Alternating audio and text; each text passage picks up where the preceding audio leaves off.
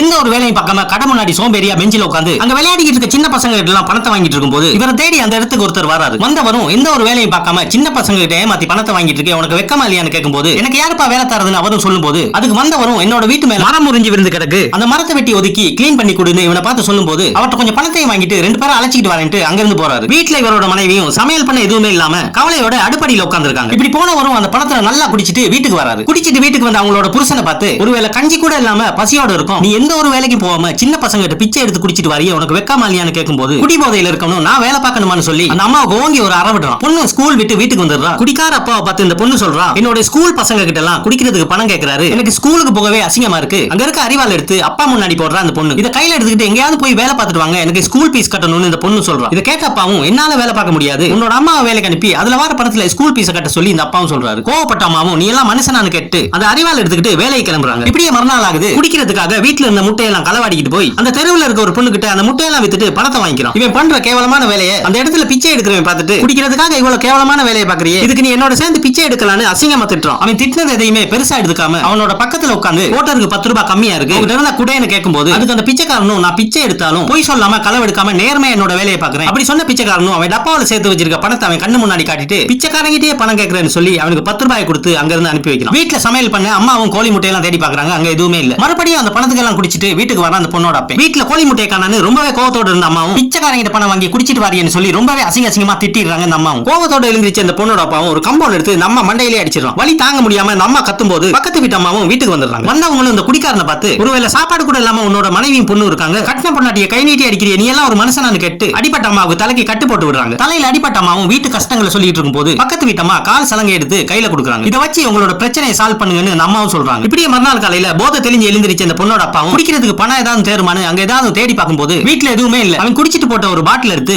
பாட்டிலுக்கு தண்ணியை ஊத்தி அதை குடிச்சிட்டு வெளியே போன இந்த பொண்ணோட அப்பாவும் குடிக்கிறதுக்கு பணத்துக்காக எவனாவது சிக்குவானான்னு பார்க்கும்போது தூரத்துல அந்த மரத்தடியில அந்த பிச்சைக்காரன் டயர்டா படுத்திருக்கும் போது அவன் பக்கத்துல போன இந்த பொண்ணோட அப்பாவும் அவன் பிச்சை எடுத்து சேர்த்து வச்சிருக்க பணம் போட்டு வச்சிருக்க டப்பாவை குடிக்கிறதுக்காக அங்க இருந்து திருடிக்கிட்டு வந்துடுறான். ஒரு இடத்துல உட்கார்ந்து அவனோட துண்டை விரிச்சு அந்த டப்பாவுல உள்ள பணத்தை கொட்டி கணக்கு பண்ணி பாக்கெட்ல வச்சுக்கிட்டு குடிக்க போயிடுறான். போனவனும் கையில இருந்த எல்லா பணத்திலையும் 2 நாளா வீட்டுக்கு வராம பிச்சைக்காரனோட பணத்துல குடின்னு குடிச்சிட்டு உடம்புக்கு முடியாம வீட்டுக்கு வரான் அந்த பொண்ணோட அப்பா. வந்தவனும் அவனோட மனைவி கையை பிடிச்சிக்கிட்டு அழ ஆரம்பிக்கிறான். இனிமே அவன் மேல சத்தியமா நான் குடிக்க மாட்டேன், குடிச்சு உங்களுக்கு ரொம்பவே பாவம் பண்ணிட்டேன், என்ன மன்னிச்சிருங்கன்னு கதறி எழுதுறான் அந்த பொண்ணோட அப்பா. எனக்கு உடம்புக்கு முடியல, நெஞ்செல்லாம் வலிக்குதுன்னு சொல்லும் போது பயந்து போன இவரோட பொண்ணு குடிக்க தண்ணி கொடுக்குறான். இந்த அம்மாவும் வீட்டுக்குள்ள போய் திருநூறு எடுத்துட்டு வராங்க. இந்த அம்மாவும் வந்து பார்த்தா அந்த பொண்ணோட அப்பா ரத்தமா வாந்தி எடுக்கிறான். பயந்து போன அம்மாவும் நாட்டு மருந்து கொடுத்து தூங்க வைக்கிறாங்க. இப்படியே மறுநாள் காலையில அந்த குடும்பத்தை அனாதையா விட்டுட்டு குடியாலேயே இறந்தும் போறாரு. குடிச்ச பாட்டில் எல்லாம் அவரோட கால் மாட்டுல இருக்கு. இதோட இந்த ஷார்ட் வீடியோ முடியுது. பிடிச்சிருந்தா லைக், கமெண்ட், ஷேர். நன்றி.